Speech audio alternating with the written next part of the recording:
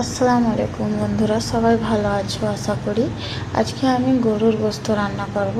প্রথমেই আমি কড়াই গোস্তটা দিয়ে দিলাম, তারপরে আদা রসুন পেস্ট একসাথে দিয়ে দিলাম। এদিকে আমার হাতে আছে তেজপাতা, দারচিনি, এলাচ, লবঙ্গ। তারপরে এদিকে দিয়েছি পেঁয়াজ কুচি। তারপরে আমি দিয়ে দেবো গোটা শুকনো লঙ্কা দুটো, আর হলুদ গুঁড়ো, লঙ্কা গুঁড়ো, আর ধনে জিরে সব একসাথে দিয়ে দিলাম। দিয়ে এবারে আমি দেবো টক দই, অল্প কিছু টক দইও দেবো। এদিকে 2-3টির মতো লবঙ্গ দিয়ে দিয়েছি। এদিকে অল্প করে টক দই দিলাম।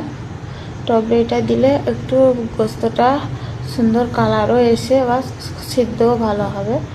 তারপরে এদিকে আমি অল্প করে তেল দিয়ে ঢাকা দিয়ে দেবো 5 থেকে 10 মিনিটের মতো। দেখো ঢাকা দিয়ে আসার পর দেখো কত সুন্দর কালারটা এসেছে। আর এটা আমি এখন উনুনেই রান্নাটা চাপিয়ে দেবো, গ্যাসে, উনুন নয় গ্যাস।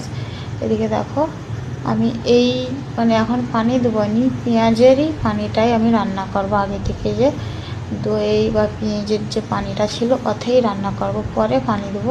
এখন একটু ঢেকে ঢেকে রান্নাটা করে নেব। এইখানে ছিল টমেটো, কাঁচামরিচ আর ধনিয়া পাতা পেস্ট, তার সাথে আমি 5-6টার মতো গোলমরিচ গোটা দিলাম। এবারে অল্প করে পানি দেবো, অল্প অল্প করে পানি দিয়ে কষিয়ে যতক্ষণ না গোস্তটা দিয়ে তেল বের হয় ততখানি কষাবো। দেখো কত সুন্দর কালার বা তেলটাও বাড়িয়ে গেছে।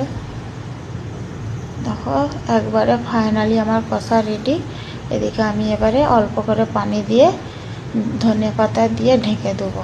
এই দেখো এবারে ঢাকা দিয়ে দেখো কিছুক্ষণ বাদ আবার ফিরে এলাম। তারপরে আমি গরম মশলা দিয়ে দেবো, দিয়ে আমার রেডি। কেমন হয়েছে বন্ধুরা কমেন্টে জানিও। আসসালাম।